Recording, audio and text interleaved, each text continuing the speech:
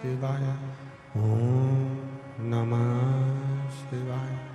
ओम नमः शिवाय। विश्वनाथ भगवान की जय। महाकाल राजा की जय।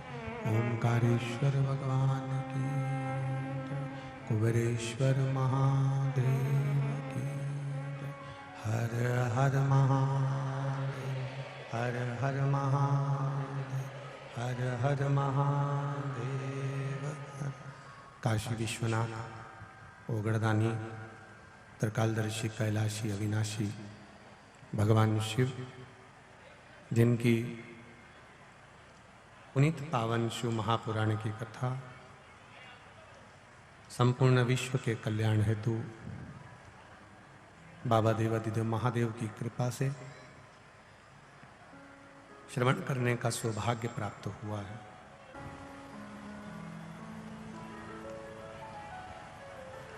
पीछे की बस आवाज बढ़वा दो इधर की। जो संपूर्ण विश्व का कल्याण करने वाले हैं, ऐसे भगवान देवादिदेव महादेव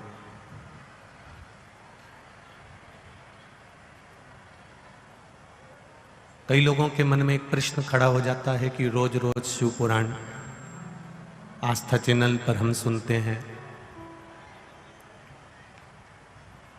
फेसबुक यूट्यूब पर श्रवण करते हैं, कहीं ना कहीं किसी न किसी रूप में हम शिव महापुराण की कथा को श्रवण करते रहते हैं।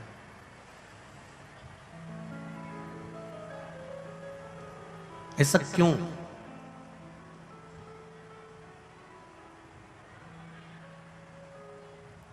किस लिए? कारण क्या है? देखिए, 8 दिन के लिए आप कहीं बाहर जा रहे हो, 10 दिन के लिए आप अगर कहीं बाहर जा रहे हो, तो पूरे खिड़की दरवाजे सब बंद कर कर जाते हो। जाते हो कि नहीं जाते हो? खिड़की भी बंद करोगे, दरवाजे भी बंद करोगे।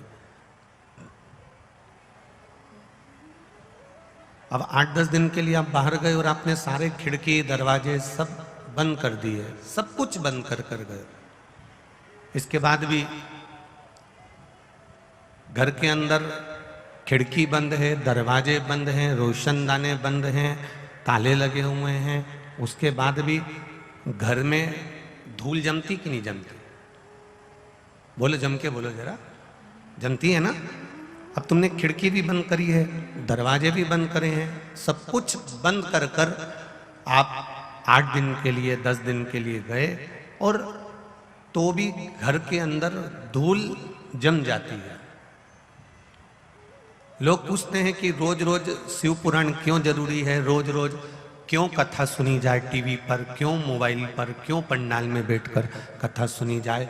उसका एक निर्णय है, 8 दिन दरवाजे बंद कर कर रख दिए तो भी धूल अंदर आ ही जाती है। अगर 7-8 दिन हमने शिव पुराण नहीं सुनी तो फिर वही काम, फिर लोभ, फिर आसक्ति, फिर वासना, फिर तृष्णा हमारे भीतर आ ही जाती है।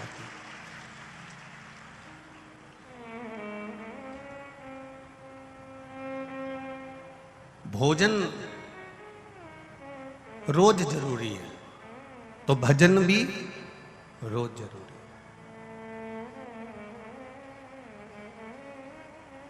प्रतिदिन कमरे की सफाई करते रहो, कमरा चकाचक दिखता रहेगा। प्रतिदिन शिव महापुराण की कथा सुनते रहो तो घर में भी आनंद सदा बना ही रहेगा। ये निश्चित था।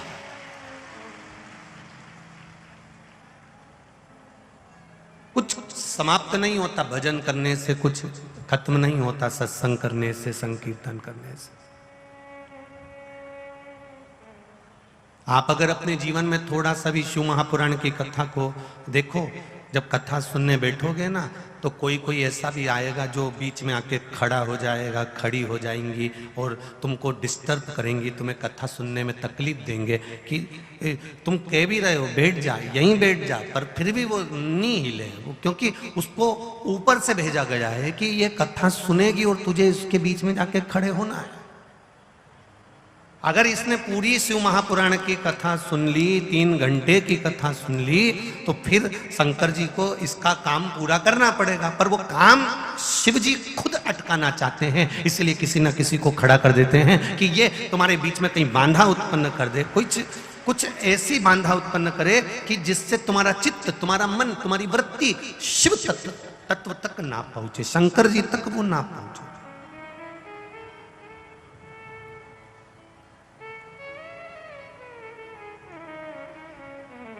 पर हमारे मन को, हमारे चित्त को, हमारी वृत्ति को, हमारे हृदय को हमें शिव तक लेकर जाना।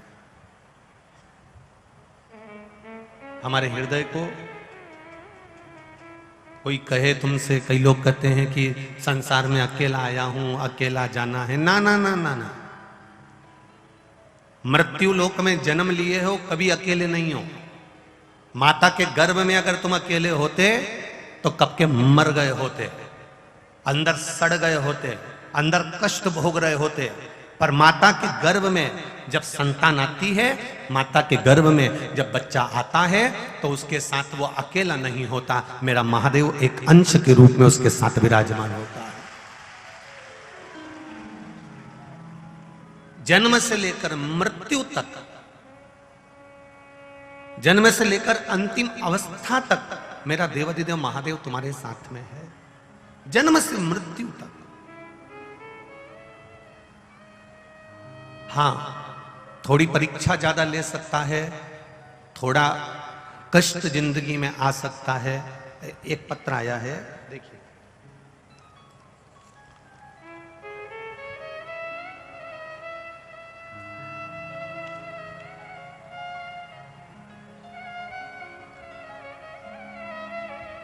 मेरा नाम सुबोध नागर है, मैं कस्बा दनकोर की रहने वाली हूँ, जिला गौतम बुद्ध नगर की निवासी हूँ। मेरी उम्र 50 साल की है। फ़ोन नंबर ये है। गुरुजी, मेरे भोले बाबा का क्या बखान करूँ मैं। मेरे बेटे का दिल्ली पुलिस में नंबर आया था। गुरुजी, कहीं खड़ी हो, जिनने ये पत्र लिखा है, अगर वो यहाँ कहीं बैठी हो तो अपना हाथ जरूर हिलाइएगा। जिनका नाम है सुबोध नागर,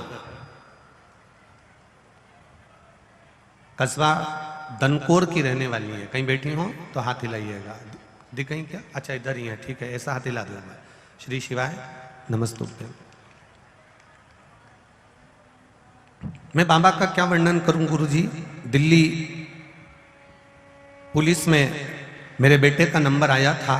गुरुजी, जब दौड़ की तारीख आई तो 2 दिन पहले उसके पैर में मोच आ गई और वह बहुत परेशान हो गया और दौड़ उसने नहीं करी। गुरुजी, हम सब भी बहुत परेशान हुए कि सारे पेपर में निकल गया पर दौड़ में रह गया। बेटा हार चुका था, उसको बहुत समझाया कि तू चिंता मत कर, तूने पशुपति व्रत करा है ना, मैंने पशुपति व्रत करा है ना। तो बेटा कहता है, माँ पशुपति व्रत करा तो फिर भगवान ने मुझे दौड़ में क्यों नहीं निकाला, मुझे पास क्यों नहीं करा। कोई बात नहीं।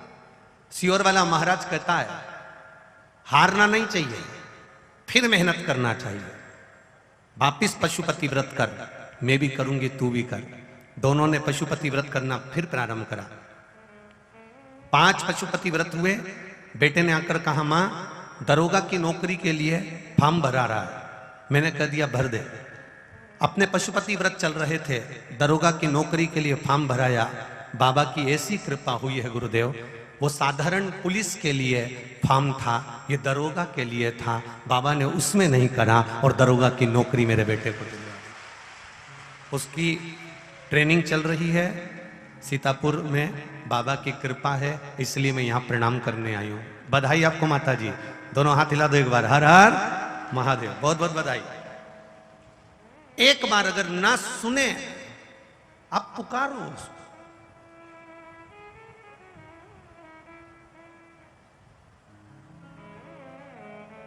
आप आए नहीं और सुबह हो गई, मेरी पूजा की थाली धरी की धरी रह गई। कोई कारण हो सकता है, आपने थोड़ा सा अच्छा सोच के रखा कि मेरा ये काम हो जाना था, मेरा ऐसा हो जाना था, मेरा ऐसा हो जाना था, और हो सकता है तुम्हारे सोचने से भी और अच्छा मेरे देवादिदेव महादेव ने तुम्हारे लिए सोच कर रखा, उससे अच्छा सोचा, उससे अच्छा विचारा। शिव महापुराण की कथा एक बात कहती है, देवादिदेव महादेव अपने भक्तों से कहते हैं कि अपने कर्म को करने में पीछे मत हटना। ये कभी मत सोचना कि ये छोटा है कि ये बड़ा है। एक बार अगर हिम्मत हार भी गए, दूसरी बार फिर तैयार होकर खड़े हो जाओ, दूसरी बार हार गए, तीसरी बार तैयार होकर खड़े हो जाओ। एक ना एक दिन परमात्मा आपको आपकी मंजिल तक पहुंचा ही देगा, ये निश्चित था, वो भेजेगा, मंजिल तक पहुंचा देगा। मैंने तेरे ही भरोसे बाबा, तेरे ही भरोसे हवा बिच उड़ती जावांगी, बाबा डोर तो छड़ना में कटी जावांगी, भोले मैं तेरी पतन, शंभू मैं तेरी पतन, हवा बिच उड़ती जावांगी, बाबा डोर तो छड़ना में कटी जावांगी। आप करो उससे प्रार्थना। क्यों रोज कथा सुने, क्यों रोज टीवी चालू करें, क्यों आस्था चैनल पर कथा सुने, क्यों हम फेसबुक यूट्यूब पर कथा सुने? इस हृदय में कहीं फिर वही वैसा ही भावना आ जाए, हमारे भीतर फिर काम की धूल, फिर लोभ की धूल, फिर आसक्ति की धूल, फिर वासना की धूल हमारे भीतर ना समा जाए। इसलिए शिव महापुराण की कथा सुनकर इस चित्त को, इस मन को, इस बुद्धि को, इस आनंद को हमें सदा बनाकर रखना प्रतिदिन।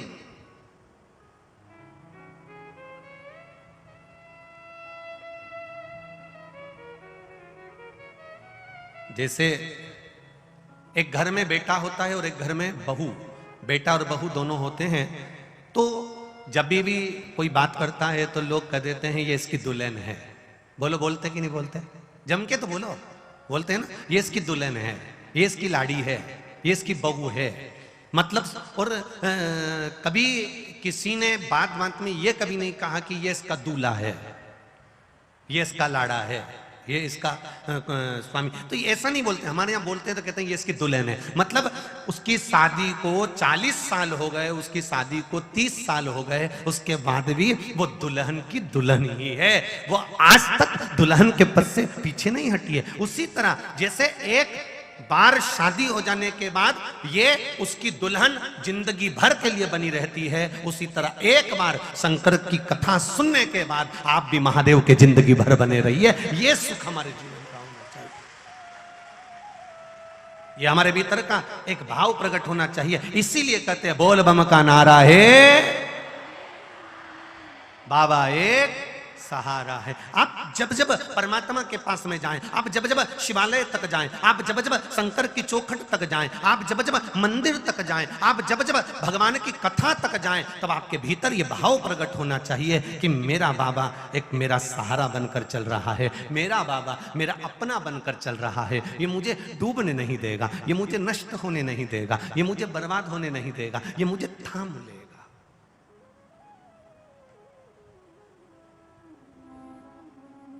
आग लगी आकाश में, पृथ्वी पर गिरे अंगारे, जो सतगुरु ना होते तो मर जाते सारे।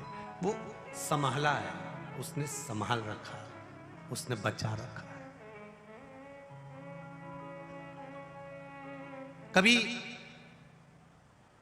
अपनी चित्तवृत्ति में ये लेकर मत आना कि मैं अकेला, कभी मतलब, कभी नहीं।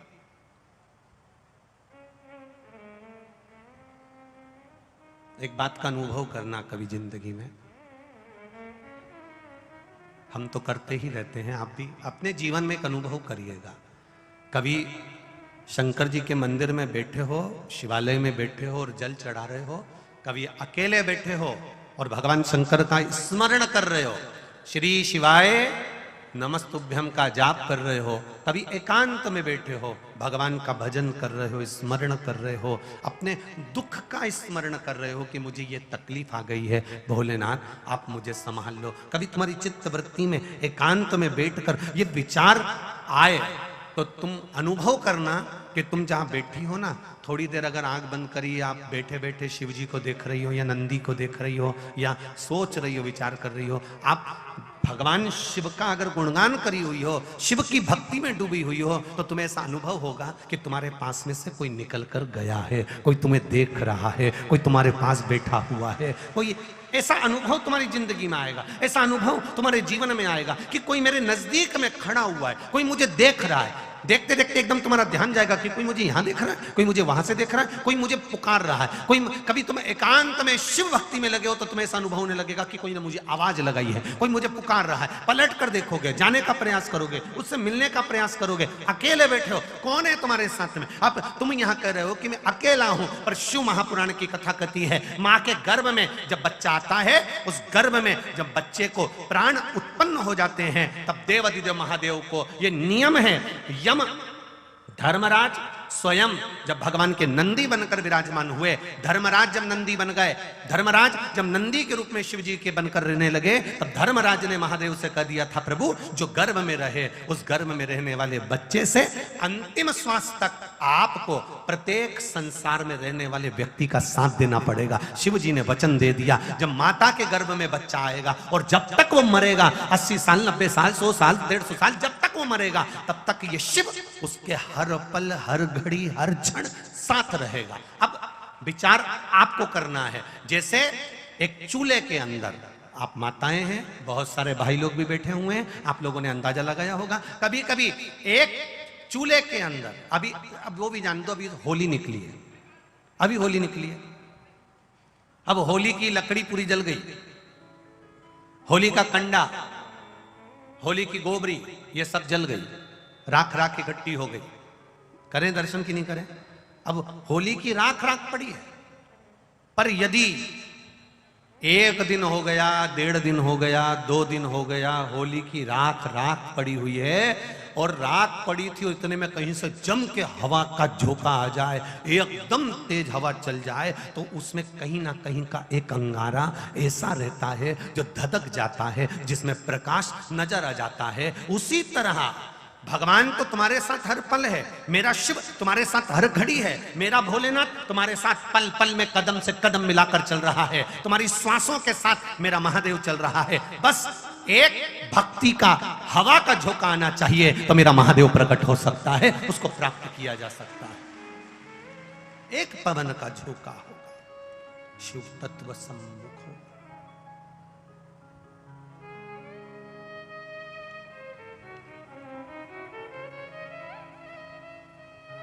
महाराज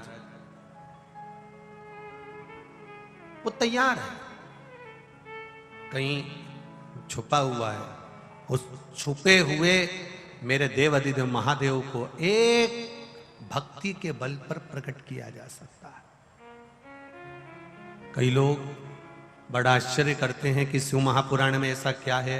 कई लोग सियोर वाले महाराज के लिए बोलेंगे भी, अपशब्द भी बोलेंगे, ताने भी देंगे, क्या होता है शिव पुराण सुनने से, बेलपत्री खाने से ऐसा हो जाता है क्या, शंकर को जल चढ़ाने से ऐसा हो जाता है क्या, ये इतने पत्र रोज आते हैं, प्रतिदिन यहीं पड़े रहते हैं, आप उसमें अंदाजा लगाइएगा। एक पत्र देखिए,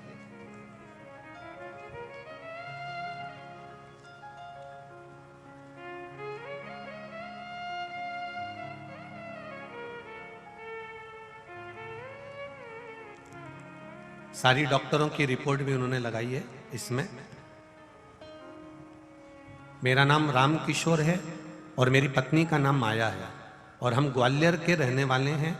गुरुजी कहीं बैठे हो तो हाथ हिलाइएगा, कहीं बैठे हो। राम किशोर है, मेरी पत्नी का नाम माया है, हम ग्वालियर के रहने वाले हैं, कहीं बैठे हो तो हाथ हिलाइए। आप ही हैं, दोनों हाथ हिला दो ऐसा एक बार। मेरी पत्नी का नाम माया है, मैं ग्वालियर का रहने वाले हैं। गुरुजी मेरी पत्नी को आंचल में चेस्ट का कैंसर हो गया था, कैंसर की गठान हो गई थी, डॉक्टरों ने कहा ऑपरेशन करना पड़ेगा।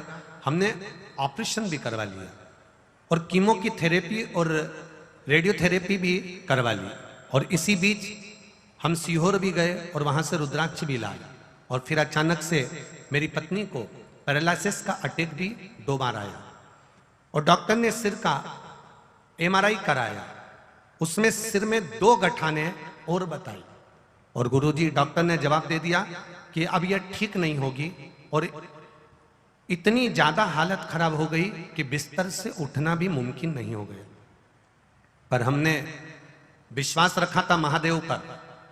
हम भी कुबेरेश्वर धाम का रुद्राक्ष लेकर आए थे, हमने भी इलाज करवाया और डॉक्टर से कहा आप आपका काम करो, पर डॉक्टर ने कह दिया हमारी कोई जवाबदारी नहीं है, क्योंकि अब ये जिंदगी भर उठ नहीं पाएगी। अब इसका शरीर ऐसा कैसा ही रहेगा, क्योंकि सिर में 2 गांठ है और उसका ऑपरेशन होना भी मुश्किल है। डॉक्टर ने जवाब दे दिया था आपके रिश्तेदारों को बुला लो और इनको एक बार मिलवा दो। गुरुदेव 2/11/2023 आज 14 मार्च पाप मोचन एकादशी के अवसर पर सुनिए प्रदीप जी मिश्रा की लाइव शिव महापुराण कथा भुसावल महाराष्ट्र से। नॉर्मल आने के लिए हमने देवादिदेव महादेव से प्रार्थना करी। गुरुदेव CT स्कैन कराया, डॉक्टर ने साफ मना कर दिया, हमारे रिश्तेदारों को मिलने का बोल दिया कि इनको एक बार मिला दो। आप गुरुदेव वो रुद्राक्ष आप उनके यहाँ से लाए, वो शिव जी के कलश में गलाकर शिव जी को चढ़ाना और उस पानी को इसको मुख में लगाना। डॉक्टर मना कर रहे हैं। हमने कहा आप कह रहे हो कि रिश्तेदारों को मिला दो, तो हम उसको गंगा जल ही दे रहे हैं, इसे समझ लो कि अब वो जाने वाली है। हम रोज जल चढ़ाते, वो जल उसको देते, एक बेलपत्री शिव जी पर चढ़ाकर उठाकर लाते, वो उसके पास रख देते। बाबा की कृपा से 15 मिनट के बाद जो जांचें चालू होना हुई, सारी रिपोर्टें नॉर्मल आना प्रारंभ हो गई और पत्नी ठीक होना प्रारंभ हो गई और बाबा की कृपा से आज स्वस्थ है। आइए साथ में, हाँ हाथ ऊंचा कर दो एक बार। श्री शिवाय नमस्तुभ्यम। बाबा की कृपा से हम यहाँ प्रणाम करने आए हैं, बाबा ने उनको वापिस भेज दिया। एक लाइन बहुत अच्छी लिखी है आपने, ओ भोला सब दुख काटो, ओ भोला, बैठिए, सब दुख काटो। शिव तत्व है महाराज, आपका विश्वास, एक एक कदम मेरा महादेव आपके साथ में चल रहा है। आप जन्म लेते हैं उस दिन से माता के गर्भ में जब पड़े रहते हो, उस दिन से लेकर मृत्यु की सैया पर लेटे हो, तब तक मेरा देव अधिदेव महादेव आपके साथ में है। बस निवेदन इतना है कि आप अपने कर्म को करते करते, आप अपने कार्य को करते करते अगर भगवान के गुणगान में लगे हो, शिव भक्ति में लगे हो, भजन में लगे हो, तो उसका फल खाली नहीं जाता। आज इतनी धूप तेज है, कड़ाके की गर्मी पड़ रही है, उसके बाद में भी आप लोग देखो कितनी धूप में लोग बैठे हुए हैं, कितनी धूप में बैठे हैं, कितनी दूर दूर से आए, कितनी गर्मी में आए हुए हैं, कितना पैसा खर्च कर आए होंगे इतनी दूर पहुंचने के लिए। और कई कई ऐसे भी होंगे जो जगह ढूंढ रहे होंगे कि हमें जाना है ग्रेटर नोएडा, गुरुजी बोले हैं 11 नंबर सेक्टर, हम 11 नंबर सेक्टर में पहुंच गए, हमको क्या मालूम था कि इकोटेक भी बोलना था। बोलो रे सही है कि गलत है? वहां पहुंच गए, वहां से फिर आए, फिर इधर उधर ढूंढते ढूंढते 2-2 ढाई घंटे हो गए। कोई कोई सुबह 9 बजे का निकला और ढूंढते ढूंढते ढूंढते ढूंढते ढूंढते ढूंढते तब जाकर यहाँ पहुंचा। कोई 8 बजे का निकले तब यहाँ पहुंचे। जरा विचार करिएगा, आप कथा को नहीं ढूंढ रहे हो, आप सीहोर वाले महाराज को नहीं ढूंढ रहे हो, आप मेरे महादेव को ढूंढ रहे हो। वो मिल जाए, वो मिलेगा, प्राप्त होगा। ये भले तुम नीचे लटका कर आए हो, पर जितना बड़ा तुम्हारा पल्लू है ना, उससे दुगना भरकर भेजेगा, निश्चित है, निश्चित।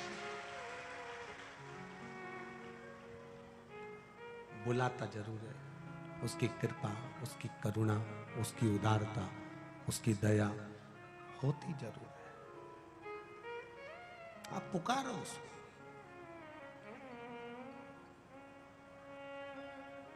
आप दिल से उसको जब पुकारोगे, दिल से आप उसको कहोगे, वो सम्मुख आएगा, पहुंचेगा। बस दिखावा नहीं करना।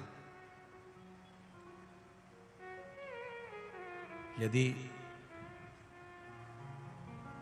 हमने दिखावे से अगर परमात्मा को पाने का प्रयास करा तो वो परमात्मा कभी नहीं मिला।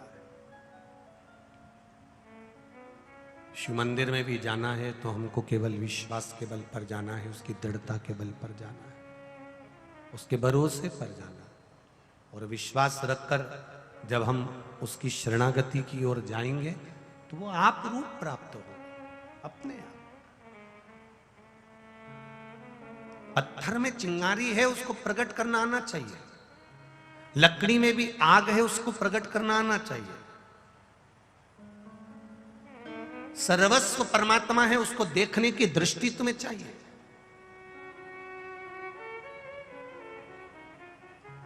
और जिस दिन ये दृष्टि आपके भीतर आ गई, अरे कितने तरह के लोग कथा में पहुंचते हैं साहब, आप देखो, उनका अंदाजा लगा, उनका विचार करिए। कितने लोग कथा में पहुंचते हैं। कोई भगवान की कथा सुनने के लिए आएगा, कोई भजन करने के लिए आएगा, कोई भोजन करने के लिए आएगा, कोई यहाँ आएगा तो ये देखने के लिए आएगा कि व्यवस्था कैसे चल रही है, कोई आएगा तो आधिकाधिक धन के लिए आ जाएगा, कोई तुम्हारा मोबाइल के लिए आ जाएगा, कोई संपदा के लिए आ जाएगा, कोई आएगा तो कोई तुमको अपशब्द कहने के लिए आएगा। तो ये सब तरह का संसार है। सारी दुनिया विचित्र विचित्र लोगों से बनी। पर आप क्यों ना परमात्मा की भक्ति करो। आग लगे बस्ती में, जम के बोलो जरा अपन रहो, क्या किसको रोइए। भगवान की भक्ति में लगे रहो, भजन में लगे रहो, स्मरण में लगे रहो, संकीर्तन में लगे रहो। दुनिया कहे, कहने दो। मां उमा, माता पार्वती, मां उमा काशी से 15 किलोमीटर दूर बैठी शिव की भक्ति में। शूलटंकेश्वर महादेव का स्मरण किया। बाबा आके खड़े हुए, मांगो तुम्हें क्या चाहिए। मैं तुम्हें क्या प्रदान कर सकता हूं। जिसका नाम ओघड़दानी है, जिसका केवल नाम ओघड़दानी है, वो कोई साधारण नहीं है। ओघड़दानी का मतलब होता है कि उसके दरवाजे से कोई खाली ना गया।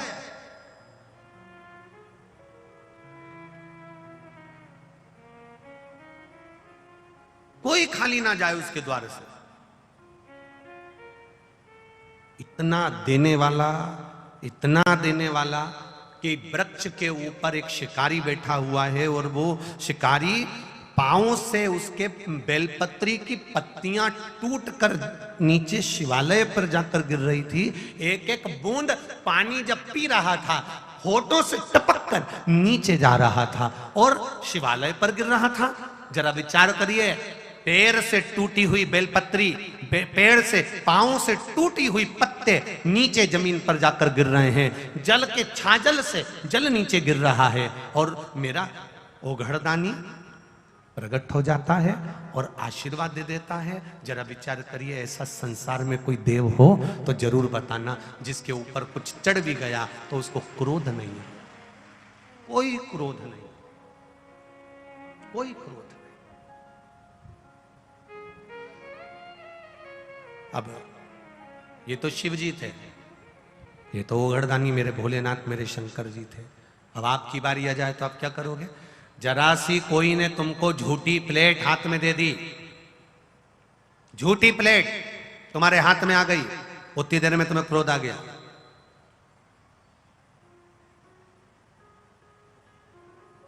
कप में चाय पी, पड़ोसन ने कह दिया ये कप मेरा भी ले जा, उतने में क्रोध आ गया, उतने में गुस्सा। जरा सा झूठा पात्र तुम्हारे पास आया और तुम्हें क्रोध आया। किसी ने झूठा पानी तुमको पीने को दे दिया, तुम्हें क्रोध आया। किसी ने झूठी थाली तुम्हें खाना खाने के लिए दे दी, तुम्हें क्रोध आया। तुम्हें झूठा दूध का गिलास किसी ने दे दिया, आधा पिया और आधा तुम्हें दे दिया, तो तुम्हें क्रोध आया।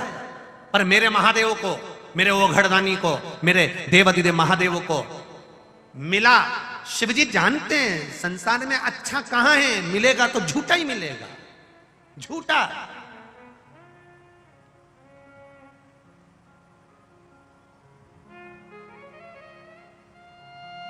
तेरी पूजा को जल ले आई, उसे मछली भी झूठा कराई। तेरी पूजा में दूध ले आई, उसे बछड़ा भी झूठा कराई। तेरी पूजा में फूल ले आई, उसे भंवरा भी झूठा कराई। तेरी पूजा में शक्कर, मिश्री, पेड़ा, लड्डू ले आई, उसे चींटी भी झूठा कराए। झूठा कैसे चढ़ाऊं तुझे, कैसे रिझाऊं महादेव, भोले कैसे करूं तेरी सेवा, कैसे करूं। अब किसी ने, माता पार्वती जी ने कहा कि फूल भंवरे ने झूठा कर दिया, पानी मछली ने झूठा कर दिया, दूध बछड़े ने झूठा कर दिया, लड्डू चींटी ने झूठा कर दिया। अब इतना सब ये झूठा झूठा है और आप पर चढ़ रहा है तो भी आप प्रसन्न हो जाते हो। शंकर भगवान ने कहा यही तो संसार है, यही संसार।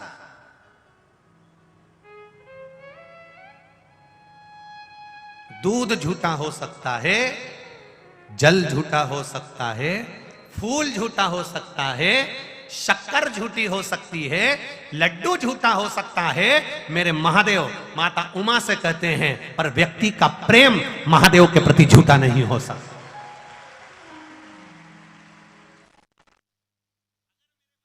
है तो प्रेम से आता, मेरे मन तो एक भरोसा लेकर आ रहा है, और भरोसे से वो टिकता नहीं है। भरोसा अगर विश्वास पक्का है उसका, दृढ़ पक्का है उसका।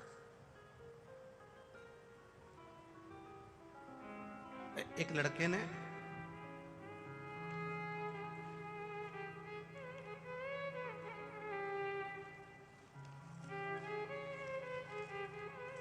लड़के ने अपनी मार्कशीट लगाई है।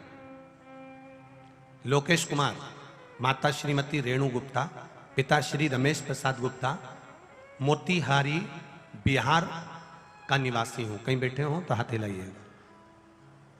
आप ही हैं? दोनों हाथ हिला दो ऐसा, एक बार दोनों हाथ हिला दो ऐसा।